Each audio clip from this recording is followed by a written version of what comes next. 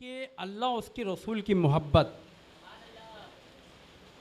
अल्लाह उसकी रसूल की मोहब्बत को अपने बच्चों को बचपन से ही सिखाना, ताकि कल ऐसा ना हो कि मरने के बाद आपकी औलादे कहें ये शिर्क है, ये बिदात है।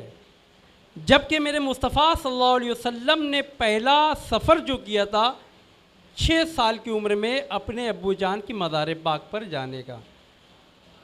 मज़ार में जाना शिर्क नहीं, बिदअत नहीं, बल्कि मेरे मुस्तफ़ा की सुन्नत पाक है।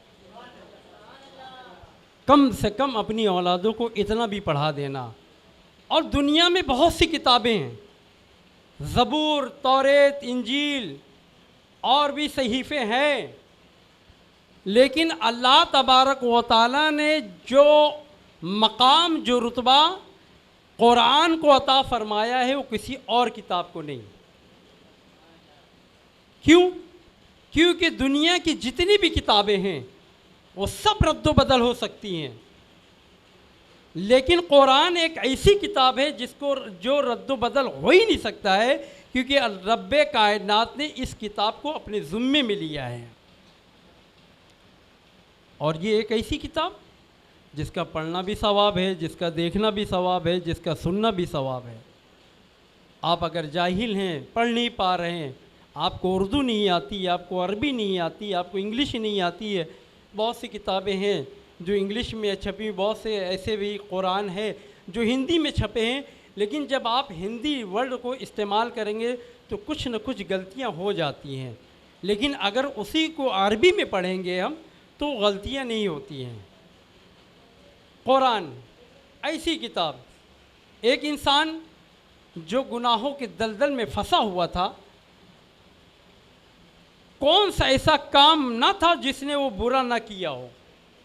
शराब पीता था, जुआ खेलता था, नमाज का पाबंद नहीं था, कभी रब की बारगाह में सजदा भी नहीं किया था। वो इंसान जब उसका इंतकाल होता है तो उसके पड़ोसी ने उस इंसान को जन्नत में देखा।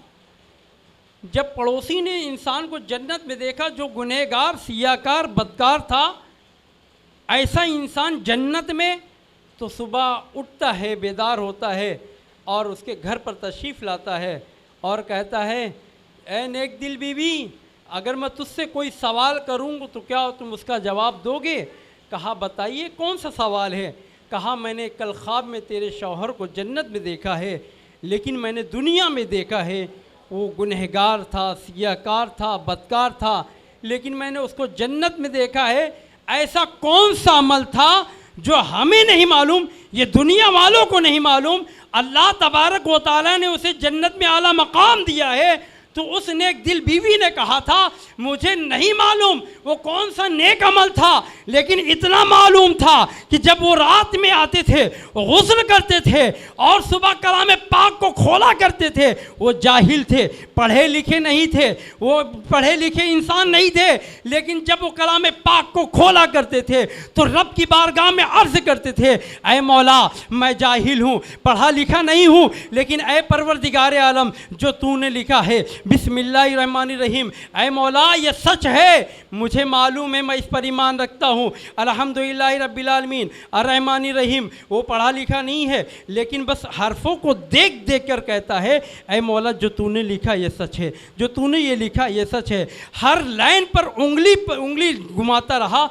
चलाता रहा, और रब्बे कायनात को उसकी ये अदा इतनी पसंद आई कि रब्बे कायनात में उसने उसको जन्नत में जगह अता फरमा दिया।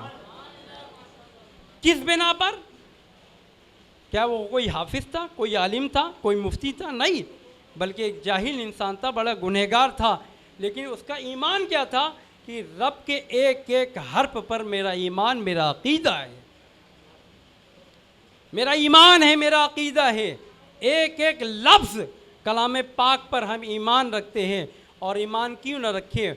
वो कुरान जो अल्लाह के नबी पर नाजिल हुआ हो, वो कुरान जो अल्लाह के नबी पर नाजिल हुआ, जिस तरह कमोबेश 1,24,000 अम्बिया कराम या 2,24,000 अम्बिया कराम दुनिया में तशरीफ़ लाए, उन तमाम अम्बिया में सबसे अफजल व आला मेरे मुस्तफ़ा जान रहमत की ज़ात है, इसी तरह उन पर नाजिल होने वाली किताब भी तमाम किताबों में अफजल वाला है।